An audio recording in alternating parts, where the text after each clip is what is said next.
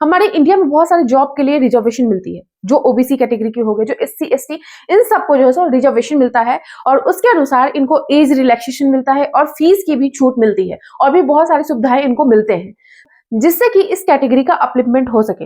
लेकिन बहुत सारे ऐसे कैंडिडेट हैं जिन्होंने रिजर्वेशन के अनुसार फॉर्म तो भरा है, मतलब एज रिलैक्सेशन उन्होंने लिया है, पैसे की भी छूट मिलती है उस पे के अनुसार भी उन्होंने फॉर्म भरा है, लेकिन कभी कभी क्या होता है कि इन स्टूडेंट का मार्क्स जो है सो जनरल कैटेगरी के लास्ट सिलेक्टेड स्टूडेंट से कुछ ज्यादा आता है। लेकिन जो इस रिजर्वेशन कैटेगरी के जो स्टूडेंट उनका लास्ट सिलेक्टेड कैंडिडेट से कम मार्क्स आता है, तो ये डिमांड करते हैं कि हमें जनरल कैटेगरी के अनुसार सीट मिलना चाहिए। तो इस मामले में सुप्रीम कोर्ट ने बहुत बड़ा जजमेंट सुनाया है। सुप्रीम कोर्ट का ये कहना है कि ऐसे स्टूडेंट जिन्होंने रिजर्वेशन से फॉर्म भरा है, मतलब उसका फायदा उठाया है रिजर्वेशन का, उनको जनरल कैटेगरी में जॉब नहीं मिलेगी, जनरल कैटेगरी में सीट नहीं मिलेगी। सुप्रीम कोर्ट ने इस फैसले को ब्लॉक कर दिया है। मतलब अब से इंडिया में कोई भी कैंडिडेट जिन्होंने रिजर्वेशन से फॉर्म भरा है और वो डिमांड कर रहे हैं कि उनको जनरल कैटेगरी का सीट चाहिए, तो वो इसके लिए एलिजिबल नहीं होंगे। बहुत ही इंटरेस्टिंग मामला था। 9 सितंबर को माननीय सूर्यकांत जी और माननीय जयमाल्या बागची जी न्यायाधीशों ने यह फैसला दिया। इसमें ओबीसी श्रेणी में कुछ लोगों ने उम्र का फ़ायदा लेकर, यानी 3 साल की छूट का फ़ायदा लेकर सिपाही की भर्ती के लिए आवेदन किया था। जब उनके मार्क्स आए तो जनरल कैटेगरी का लास्ट सेलेक्टेड कैंडिडेट से उनके मार्क्स ज़्यादा थे, लेकिन ओबीसी में जो लास्ट सेलेक्टेड कैंडिडेट था उससे मार्क्स कम थे।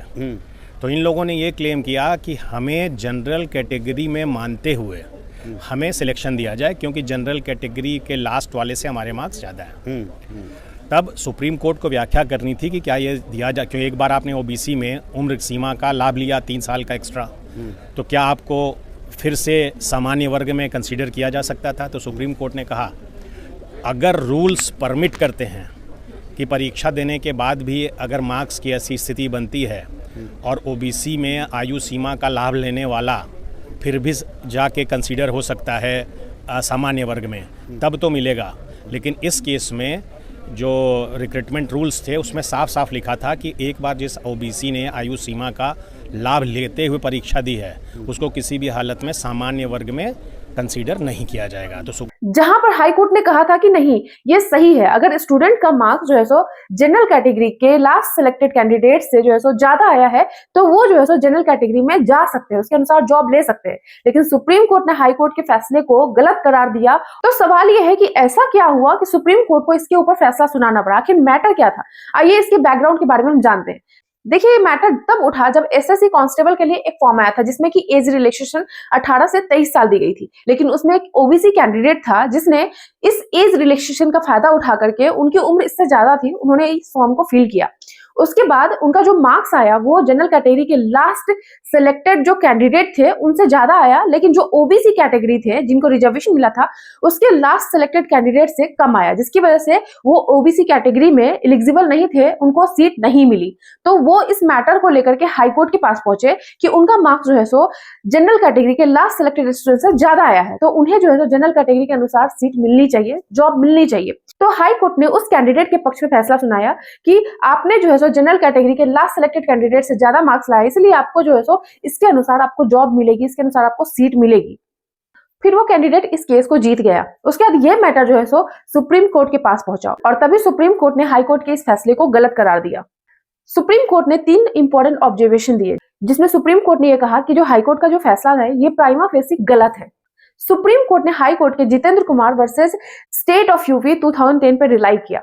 ये जो केस था वो यूपी के स्टैट्यूटरी रूल पे बेस्ड था। मतलब जो जितेंद्र कुमार थे उनका केस जो था ये यूपी के रूल्स को फॉलो करता था। मतलब यूपी के स्टैट्यूटरी रूल्स के अनुसार ये था कि वो जिस फॉर्म के लिए उन्होंने अप्लाई किया था उसके अनुसार जो ओबीसी, जो रिजर्वेशन के कैंडिडेट है या फिर जो एससी एसटी के कैंडिडेट है, उनका मार्क्स जो है सो जनरल कैटेगरी के अनुसार आया है, तो वो जो है सो उस जॉब को पा सकते हैं जनरल कैटेगरी के अनुसार। तो वो यूपी का रूल्स कहता था, इसीलिए उन्होंने इस केस को जीता। लेकिन यहाँ पे सीन कुछ और है। यहाँ पे एसएससी साफ ये मना करती है कि जो रिजर्वेशन का फायदा उठाते हैं जो स्टूडेंट, चाहे वो एज के बेस पे हो, मनी के बेस पे हो, किसी भी बेस पे हो, वो अगर इस जॉब का फायदा उठाते हैं रिजर्वेशन पे, तो उनको जनरल कैटेगरी में सीट नहीं मिलेगा। ये एसएससी साफ साफ कहता है। तो सुप्रीम कोर्ट का भी यही कहना है कि जो बॉडी कंडक्ट कर रही है एग्जामिनेशन, उनका रूल्स अगर इस टाइप का है तो उसके खिलाफ जो है सो नहीं जाया जा सकता है। दूसरा केस था Saurabh Yadav versus state of UP 2020।